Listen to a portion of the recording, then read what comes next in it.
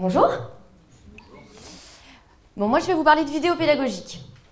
Alors, vidéo pédagogique, on voit bien qu'on est à peu près tous d'accord aujourd'hui pour dire que c'est assez génial, on en voit de plus en plus, on le voit avec l'engouement des MOOC ou le développement de la Khan Academy par exemple, donc l'académie académique dont vous a parlé Guillaume tout à l'heure. Ça vous parle ou pas? Oui. Ouais. Bon, juste pour rappel, c'est une plateforme de vidéo explicative qui explique les mathématiques. Donc apprendre en vidéo, c'est un vrai intérêt qu'on voit surtout quand on est à distance parce que désormais on peut arrêter quand le prof il nous ennuie, on peut revenir en arrière 3 à 4 fois tant qu'on n'a pas compris, et puis on n'a pas quelqu'un derrière le dos qui nous dit « mais quoi, t'as pas compris? Pourtant c'est super simple ». Donc la vidéo c'est un intérêt vraiment quand en plus on est chez soi et on est tout seul, mais c'est aussi un intérêt en formation présentielle. En formation présentielle, donc là où les apprenants sont réunis dans une même salle et dans un même lieu. C'est un intérêt parce qu'on peut l'utiliser à la fois en introduction, par exemple pour lever des freins, pour susciter des débats. On peut l'utiliser au milieu d'une formation, quand on a un petit moment après le déjeuner où l'attention est un peu moins bonne, donc pour casser le rythme. Et puis on peut l'utiliser à la fin d'une formation pour récapituler les points importants. Voilà, ça va être un marqueur, quelque chose qui va permettre que les gens retiennent. En tout cas, ça va casser un peu le rythme classique d'une formation. Et puis, dernière utilisation, et pas des moindres, c'est qu'aujourd'hui, on peut faire nos propres vidéos. Donc, on peut demander à nos apprenants de réaliser leurs vidéos pour voir s'ils ont bien compris l'ensemble de la formation, comme une sorte un peu d'évaluation. Donc, la vidéo a son intérêt, mais qu'est-ce que c'est la vidéo pédagogique concrètement ? Alors, moi, je me suis dit que quand même, rien de mieux pour expliquer la vidéo pédagogique qu'une vidéo pédagogique. Donc, j'ai réalisé moi-même avec mes petites mains une petite vidéo pédagogique. Alors, j'ai volontairement pas toujours fait les choses bien. Alors, je vous demande d'être attentif et puis on en discute tout à l'heure. Vidéo pédagogique. Pour diffuser votre vidéo pédagogique, vous pouvez l'héberger sur YouTube ou sur Dailymotion en fonction de vos besoins. Pour la créer, vous devez avoir un logiciel de montage type After Effects qui utilise des images vectorielles qui sont des images numériques composées d'objets géométriques individuels. Mais qu'est-ce que c'est la vidéo? C'est une succession d'images animées accompagnées ou non de sons. Ça peut être une captation réelle, une succession d'images fictives en 2D ou en 3D, ou un mélange d'un peu tout ça. La vidéo pédagogique peut être utilisée en formation, elle permet d'expliquer des concepts complexes pour faciliter l'apprentissage de tous et de chacun. Alors, qu'est-ce que ça vous inspire? C'est amateur. Ouais, ça je vous l'accorde. Pourquoi? Oui, pourquoi, oui. Le son, le mix, les mots pas assez simples. Il faut revenir sur on ça. voit pas le fil. Bon, c'est mauvais, quoi. Non, c'est ok, quoi. C'est amateur. Ok. Ça peut être pire. Ça peut être pire. Oui, non, mais ça peut toujours être pire. Hein. Il y a des choses qui sont pas si mal. Hein. Ok. Bon, je suis à peu près d'accord avec vous. Et pourtant j'ai passé du temps quand même à faire cette vidéo. Donc je suis un peu embêtée, mais en fait c'est un peu ce qui se passe, c'est qu'aujourd'hui il y a des millions de vidéos pédagogiques qui circulent sur le web et finalement il y en a quand même très peu qui atteignent leur objectif, c'est-à-dire d'arriver à faire comprendre le message qu'on voulait faire passer. Là, je ne suis pas sûre qu'il y ait beaucoup d'entre vous qui aient vraiment compris ce que c'était qu'une vidéo pédagogique. Pour éviter un peu ces déboires, je vais vous donner un peu les 10 commandements qui me semblent importants pour faire une bonne vidéo pédagogique. Alors, la vidéo pédagogique, comme son nom l'indique, c'est que l'objectif, c'est l'apprentissage. C'est qu'on doit apprendre quelque chose, donc on doit être moins bête entre avant l'avoir vu et après. L'apprentissage, ça fonctionne avec 3 paramètres. D'abord, on suscite l'attention est captée. Ensuite, on comprend, voilà, on suscite la compréhension. Et ensuite, on mémorise, et on mémorise à long terme. Donc, chacun de ces commandements, je vais vous parler des 10 commandements de la vidéo pédagogique, va essayer de jouer sur au moins un de ces 3 paramètres. Ok. Premier commandement, surprendre. Alors, surprendre, ça peut se faire en suscitant la curiosité naturelle de l'être humain, parce que nous sommes des êtres naturellement curieux, notamment par le titre. Est-ce que vous vous souvenez du titre là, de la vidéo que je vous ai faite en introduction? Ouais, c'est pas très... Hein, ça suscite peu notre curiosité quand même. Alors, il y a un Américain qui, lui, a créé une plateforme qui fait des millions de vues, de vidéos explicatives, et c'est principalement dû grâce à la qualité de ses titres. Je le laisse vous l'expliquer lui-même. It's very exciting. I've found that asking a strange question is a great way to get people in. Not just people, but fans. And fans are different than just viewers or an audience because fans want to come back. They subscribe to you on YouTube and they want to watch everything you've made and everything you plan to make in the future. Because we are curious people, and sparking curiosity is great bait. It's a great way to catch a human. And once you've caught them, you have this captive audience that you can, with the goal in mind of answering the question, accidentally teach a lot of things to. So let's take a look at some of my videos. Here are 8 of them. But down here in the lower right corner, what color is a mirror? When people see that, it's very difficult not to click because you think, come on, are you serious? How could you possibly answer that question? Well, so far, 7.6 million people have watched this 5-minute video about what color a mirror is. And in that episode, I answer the question, and I get a chance to explain what would normally be kind of dry topics: optics, diffuse versus specular reflection, how light works on the retina, and even the etymology of color terms like white and black. Donc le titre, c'est quand même la première chose pour capter l'attention de l'apprenant. Mais pas que le titre, il y a aussi le scénario en lui-même. Je vais vous montrer une autre vidéo. C'est une société qui cherchait à sensibiliser les particuliers aux dangers domestiques. Alors sur ce type de thématique, on aurait imaginé quelque chose d'assez moralisateur. C'est mal de mettre les doigts dans la prise, c'est mal de sécher les cheveux dans son bain, etc., etc. Et là, ils ont choisi un angle beaucoup plus surprenant. Je vous laisse regarder. Get your toast out with a fork. Do your own electrical work. Teach yourself how to fly. Eat a 2-week-old unrefrigerated pie. Dumb ways to die. So many dumb ways to die. Dumb ways to die. So many dumb ways to die. Ok, surprendre, donc ça passe par un titre et un scénario. Deuxième commandement, les mots et la structure. Parce qu'on a beau faire la plus belle vidéo pédagogique du monde, si notre explication elle est confuse et si on met les choses dans le désordre, ça ne ressemble plus à rien. Typiquement, c'est exactement ce que j'ai cherché à faire dans ma vidéo d'introduction et que vous avez magnifiquement remarqué, c'est que j'ai commencé pour définir la vidéo pédagogique par la diffusion. Et après seulement j'ai parlé de vidéo. Et puis en plus j'ai utilisé des mots que personne ne comprenait, ou en tout cas réservés à des initiés. J'ai utilisé le mot After Effects, qui est un logiciel pour les professionnels, des images vectorielles, bref, c'était pas essentiel pour mon objectif pédagogique de vous faire comprendre ce que c'était. Donc d'abord l'importance des mots, et si vous devez passer toute votre énergie là-dessus, c'est sur la qualité de votre explication, c'est-à-dire le choix des mots qui s'adaptent au niveau de connaissance de vos apprenants, la structure, dans quel ordre je mets mes informations clés, et puis petit conseil, et c'est sûrement le plus efficace, c'est de faire relire au plus possible de personnes autour de vous pour qu'elles valident que votre explication soit claire. Et surtout, si c'est pas clair, c'est pas parce qu'elle est bête, mais c'est parce que vous savez pas expliquer. Voilà, il faut vraiment avoir cette capacité de remise en question sans cesse. Si une explication est claire, c'est que tout le monde a compris. Troisième commandement, amuser évidemment. Amuser, l'humour, c'est une des clés de la mémorisation. Ça sert de marqueur clé dans votre cerveau pour mémoriser les choses. Et puis amuser, eh bien, ça permet d'avoir ce plaisir d'apprendre. Pour exemple, une petite vidéo qui se fond sur Arte, qui cherche à expliquer la biographie de Jimi Hendrix. Aujourd'hui, Jimi Hendrix. Ça démarre pas très fort dans la vie pour Jimi. Parti à la guerre dans le Pacifique Sud, son père le voit pour la première fois alors qu'il a 3 ans, et Daddy n'est pas très content. Sa femme a sombré dans l'alcool et l'adultère.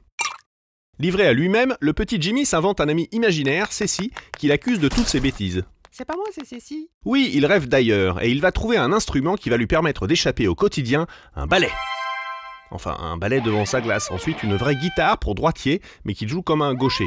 C'est-à-dire pour vous, comme s'il était à gauche de votre... Enfin, comme un droitier à gauche de... Bref. Donc bon, je vous l'accorde, drôle, c'est pas donné à tout le monde. C'est pas si simple. Après, il y a des petites choses assez faciles à mettre en place. Nous, ce qu'on utilise pas mal, notamment, c'est un décalage, puisque l'humour, c'est quand même le principe, c'est de faire des décalages. Et c'est un décalage entre une voix off qui reste très explicative et très scolaire, et des dessins qui, eux, apportent ce décalage un peu humoristique. 4e commandement, humaniser le discours. Alors, humaniser le discours, c'est pareil, ça va jouer sur la même chose, c'est-à-dire sur la mémorisation. Parce que quand on s'identifie à des personnages, on ancre aussi l'information davantage. Alors, humaniser le discours, ça peut évidemment passer par du storytelling. Donc, le storytelling, c'est l'art de raconter des histoires. Alors, une histoire certes, mais attention, faut pas que l'histoire soit un prétexte. On voit aujourd'hui beaucoup de vidéos qui utilisent le storytelling juste parce qu'elles commencent par « c'est l'histoire de Paul ». C'est l'histoire de Paul, mais derrière, il n'y a aucune vraie histoire. Pourquoi? Parce qu'en fait, on ne respecte plus les structures narratives classiques d'une vraie histoire. Aujourd'hui, le scénariste doit se poser la question au départ, mais où je veux emmener mon auditoire? Quel est mon objectif? Quel est mon message clé principal? Et ensuite, il doit respecter certaines règles narratives, alors qu'on a un peu apprises au collège en général, mais je ne sais pas pourquoi on a tendance à les oublier. La première, c'est une situation initiale, un contexte. Ok. Deuxième chose, c'est un élément perturbateur. Donc c'est l'élément qui va permettre d'attirer l'attention. C'est l'élément qui va perturber la situation initiale. Troisième chose, c'est l'élément de résolution. Donc c'est l'élément qui va permettre de résoudre l'élément perturbateur. Et enfin, notre situation finale, c'est-à-dire là où je voulais emmener au départ mon auditoire et qui explique là où je voulais en venir. Donc l'histoire, alors ça peut passer par raconter des histoires, mais pour humaniser le discours, on peut aussi faire des choses plus simples.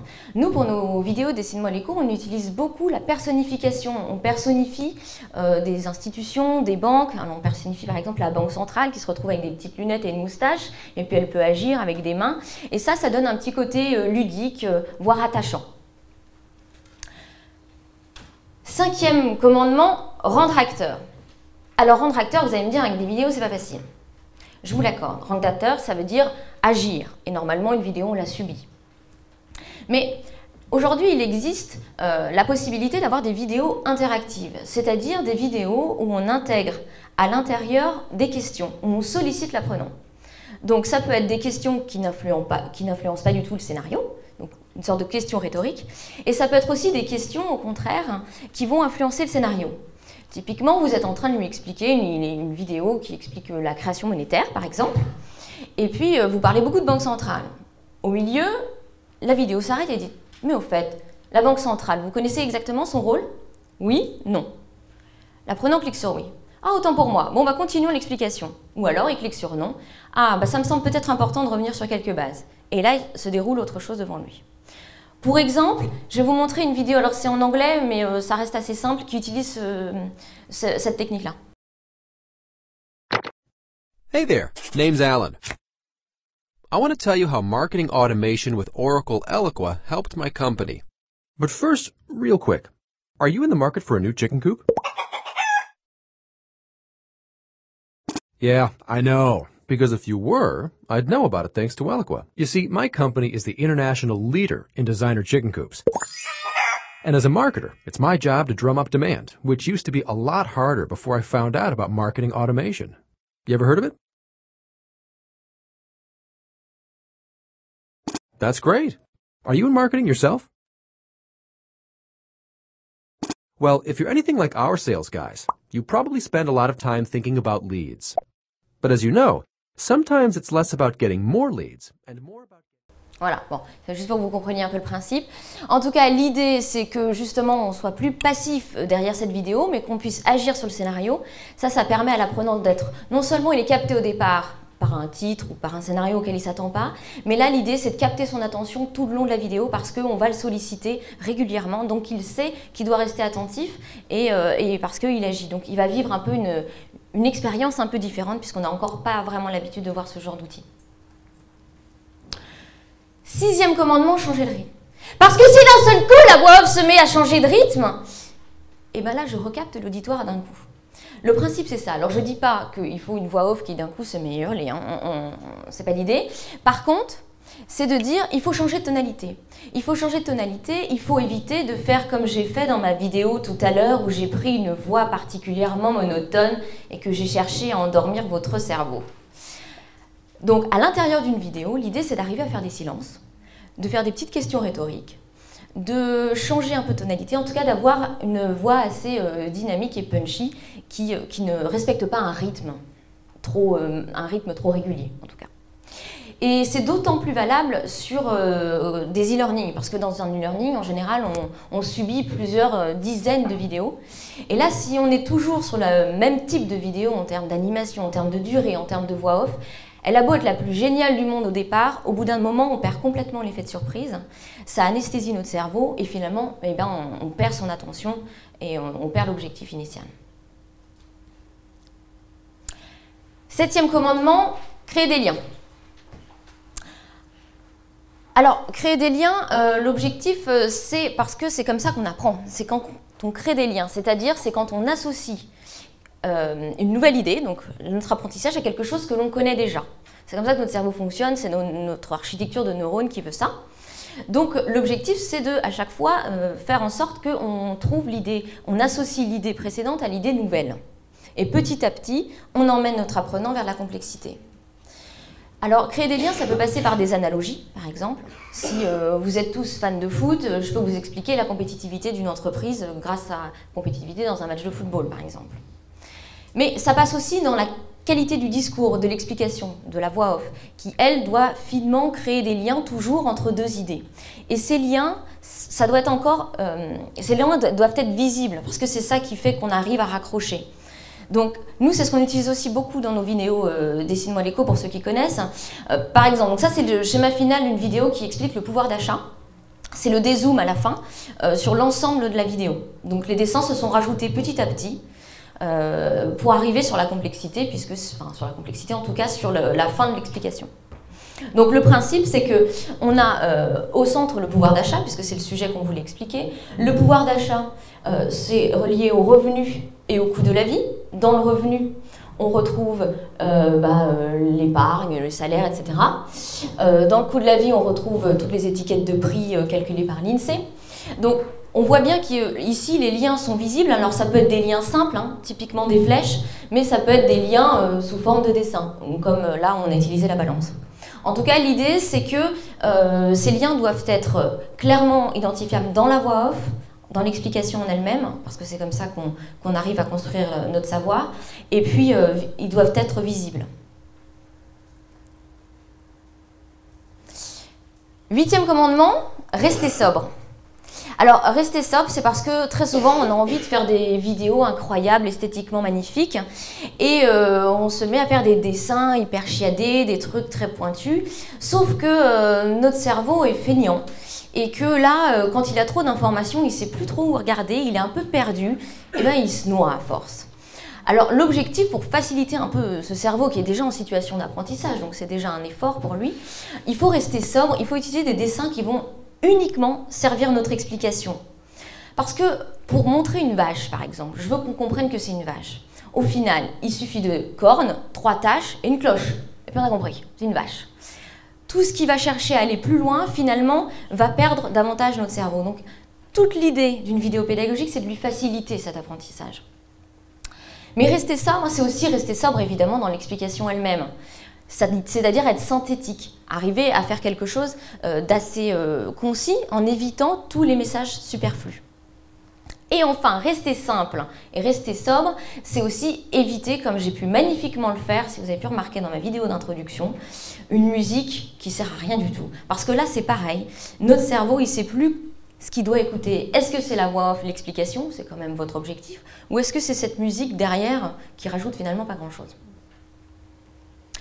Ah oui, je vais vous montrer un exemple de vidéo qui montre que, c'est pas une vidéo pédagogique en soi, mais par contre qui montre comment on peut comprendre des choses avec uniquement du graphisme et un bruitage.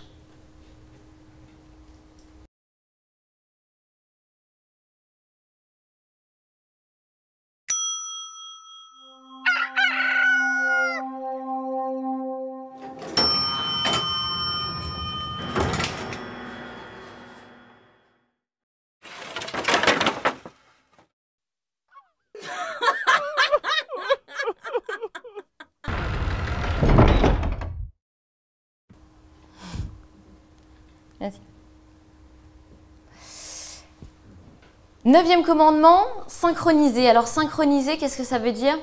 Ça veut dire qu'il faut, et ça c'est ça qui fait la grande qualité des vidéos ou non, c'est-à-dire synchroniser ce qu'on voit, ce qu'on lit, avec ce qu'on entend. En fait, nos sens, par là où on apprend, donc c'est auditif et visuel, ils fonctionnent naturellement de façon totalement synchronisée. Or, si on leur met une vidéo où le visuel est différent de ce qu'il entend dans la voix off, c'est à peu près ce qui a dû se passer pour la plupart d'entre vous quand vous avez vu normalement un gros morceau de fromage au moment où je parlais des images vectorielles. Là, ce qui s'est passé normalement dans votre cerveau, c'est que vous essayez de trouver du sens. Ok, on parle d'image vectorielle et moi je vois du fromage. Mais voilà, et pendant tout ce temps-là, la vidéo elle continue malheureusement. Donc votre cerveau cherche du sens parce que c'est comme ça qu'il est fait, mais vous perdez le fil de l'explication. Donc toute la qualité d'une bonne vidéo, c'est d'arriver à rester synchronisé sur ses sens. Ce que vous devez voir correspond exactement à ce que vous entendez et inversement. Pour exemple, là je vous montre une vidéo qui le fait extrêmement bien. La vidéo va très très vite, mais par contre la synchronisation est parfaite. Vendre un poison et son antidote est l'assurance d'un business florissant. Bonjour. 13,5 milliards de dollars de chiffre d'affaires en 2012, 14% de hausse par rapport à l'année précédente, 21 000 employés dans 66 pays, le tout pour une entreprise créée il y a 113 ans et dont le siège social est situé à Crèvecoeur dans le Missouri. Voici Monsanto, la reine des graines OGM. Soja, maïs, coton et colza, à lui seul, le groupe produit près de 90% des semences transgéniques mondiales. Voilà. Mais ça, dans la même idée, c'est important aussi de ne pas animer deux choses dans le même plan. C'est-à-dire le même plan, on a le cadrage, il y a deux choses qui sont animées, un petit personnage et un bout de texte, où il y a un personnage qui parle, souvent ça arrive, ça dans les vidéos de MOOC notamment, il y a le prof qui parle, et puis donc il bouge les mains, et puis il y a des dessins à côté. Donc là pareil, en fait c'est un mythe, il faut que je vous le dise, le cerveau ne sait pas faire deux choses en même temps. Donc il est perdu, il va passer de l'un à l'autre, de l'un à l'autre, de l'autre à l'un, et bref, il va peut-être manquer des messages importants. Donc l'objectif c'est vraiment d'animer qu'une seule chose dans le plan. Alors nous on utilise beaucoup, pareil pour les vidéos Dessine-moi l'écho, on utilise beaucoup la main. Parce que la main, c'est pas parce que c'est à la mode, mais, même si c'est devenu, mais c'est surtout parce qu'elle sert à guider le cerveau de l'apprenant, à dire c'est ici où je veux que tu portes ton attention et c'est pas ailleurs.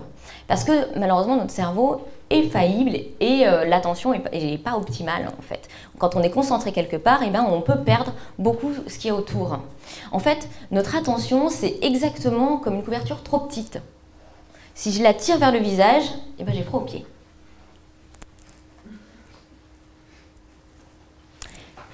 Et enfin, 10e commandement, c'est ancrer les visuels. Alors, ancrer les visuels, qu'est-ce que ça veut dire? Ça veut dire ne pas retirer du champ visuel les éléments clés de mon message et les liens, puisque les liens, c'est ça qui me permet de raccrocher. La plupart des vidéos, en fait, fonctionnent plan par plan, c'est-à-dire j'ai une petite scénette, fondue, scénette, fondue, scénette. Et ce qui se passe, c'est que notre cerveau, il va, comme il a des fondus au noir, ou en tout cas les choses sont coupées, les choses sont plus visibles, il va les oublier. Donc, je vais vous montrer une vidéo qui illustre bien cette expérience et puis on en parle après. Premier tour de magie, premier test pour le cerveau. Essayez de trouver le truc. À présent, un jeu de cartes. Un jeu de cartes absolument ordinaire. Je vais vous demander d'en choisir une, celle qui vous fait plaisir. Prenez votre temps. C'est bon? Vous la montrez à la caméra? Vous, soyez très attentif, retenez cette carte. C'est bon? On repose la carte à l'intérieur du jeu quand vous le désirez. Parfait. Un verre. Un verre absolument ordinaire. Vide. Complètement vide. Je repose le jeu à l'intérieur du verre. À présent, regardez bien.